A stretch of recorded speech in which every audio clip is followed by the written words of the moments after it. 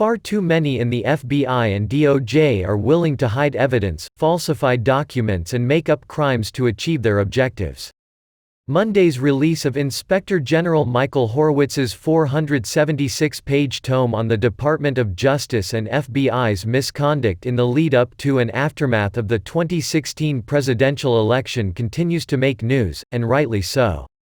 That the DOJ and FBI obtained a surveillance order from a secret court to spy on Carter Page with a series of applications riddled with errors, fabrications, and inexcusable omissions of material fact is shocking.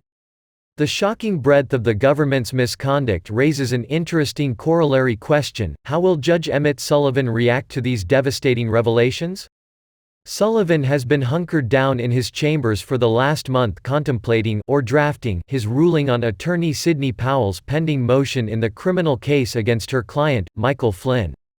Flynn had pleaded guilty to making a false statement to the FBI before Powell took over as his defense counsel. Flynn's sentencing was postponed to allow Powell to get up to speed in the case. Soon after, Powell filed a motion to compel federal prosecutors to turn over Brady material and other evidence that had been withheld from Flynn's previous attorneys. In briefing the motion to compel, in addition to arguing that the government improperly withheld evidence from Flynn, Powell also claimed that the FBI had no factual or legal basis for a criminal investigation, nor did they have a valid basis for a counterintelligence investigation against an American citizen, and they all knew it.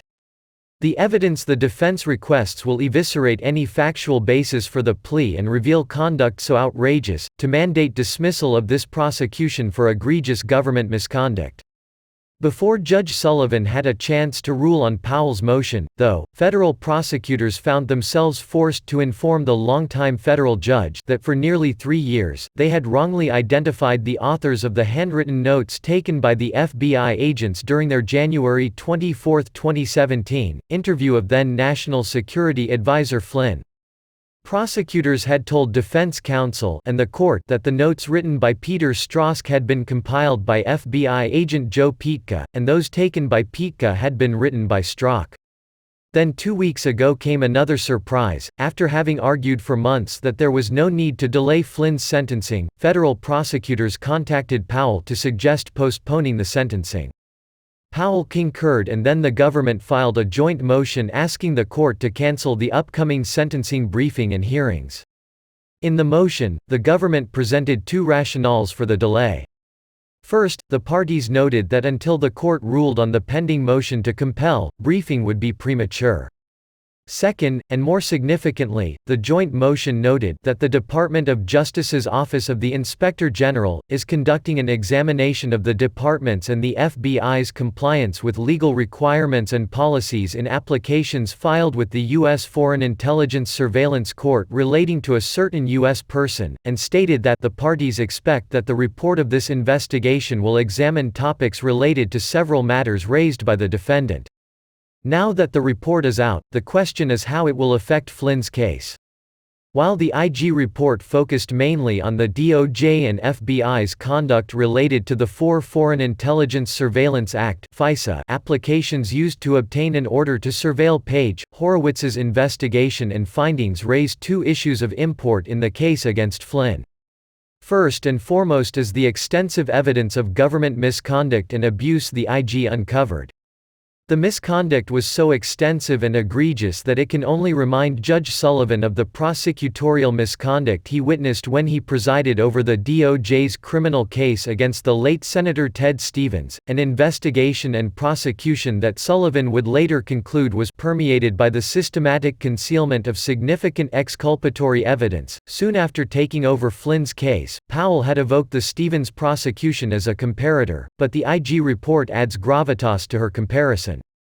When asked about the effect of Horowitz's report, Powell told The Federalist, "Given the stunning lies and conduct by the FBI painfully documented in the report, I would expect Judge Sullivan, at a minimum, to order the production of everything we requested." Yet again, we see the DOJ learned nothing from the Ted Stevens case. Stronger action is required to impress upon the government a rejection of its reprehensible conduct. Powell added that far too many in the FBI and DOJ are willing to hide evidence, falsify documents, and make up crimes to achieve their objectives, regardless of their motives. Before the IG report, Judge Sullivan might have put Powell's claim of egregious prosecutorial misconduct down to zealous advocacy.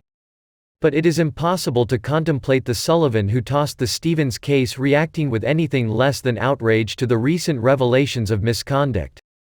And while the IG report may seem only tangentially related to Flynn, most of the same bad actors were involved in both the Page and Flynn investigations. Further, besides the general takeaway from the IG report, that DOJ and FBI misconduct was widespread, one specific aspect of Horowitz's report proves especially relevant to Flynn's case, namely the fact that the FBI had assigned SSA-1 to provide a security briefing to then-candidate Donald Trump after learning that Flynn would be present at the briefing. SSA-1 was a lead agent in the Crossfire Hurricane investigation and participated in the briefing as part of the FBI's investigation. While the IG report criticized the FBI for using a presidential candidate briefing as an investigative tool, it is not that fact that proves significant. Rather, it is what SSA-1 told Horowitz's team about his presence at this meeting. The purpose was, according to SSA-1, to take the opportunity to gain assessment and possibly have some level of familiarity with Flynn, such as learning Flynn's overall mannerisms. SSA-1 added that, in this instance it actually proved useful because SSA-1 was able to compare Flynn's norms from the briefing with Flynn's conduct at the interview that SSA-1 conducted on January 24, 2017, in connection with the FBI's investigation of Flynn. The IG report does not identify SSA-1, but it has been reported that the second agent to interview Flynn, the first being Peter Strzok, was FBI agent Joe Pitka. This revelation is significant because former FBI Director James Comey testified to the House Intelligence Committee that the agents who interviewed Flynn discerned no physical indications of deception. They didn't see any change in posture, in tone, in inflection, in eye contact. They saw nothing that indicated to them that he knew he was lying to them. Former FBI Deputy Director Andrew McCabe also confirmed that agents didn't detect any deception in their interview with Flynn. So now we know that not only did the agents not detect any signs of deception when they interviewed Flynn, but that one of the agents who interviewed Flynn had a prior baseline meeting with the retired general to assess his norms. That same FBI agent compared Flynn's conduct during the January 2017 interview to Flynn's norms, and at the time concluded Flynn was not lying. These facts would have been important for Flynn and his attorneys to know before the former National Security Advisor pleaded guilty. Further, even though Flynn has already pleaded guilty, shortly after Judge Sullivan took over the case, he ordered the prosecutor to turn over all Brady material, whether related to guilt or punishment. Given that, 2 years later, Powell is still fighting the government for evidence known to exist, it seems doubtful the prosecutors shared details or documentation of Pitka's previous spying on Trump and Flynn and his assessment of Flynn's demeanor during the briefing. If that's the case and if Powell did not receive Pitka's report on Flynn's conduct during the intel briefing, she might just want to file a new motion to compel. That would also provide the perfect opportunity to mention Horowitz's findings, not that Judge Sullivan is likely to need any prodding to Page through the IG report.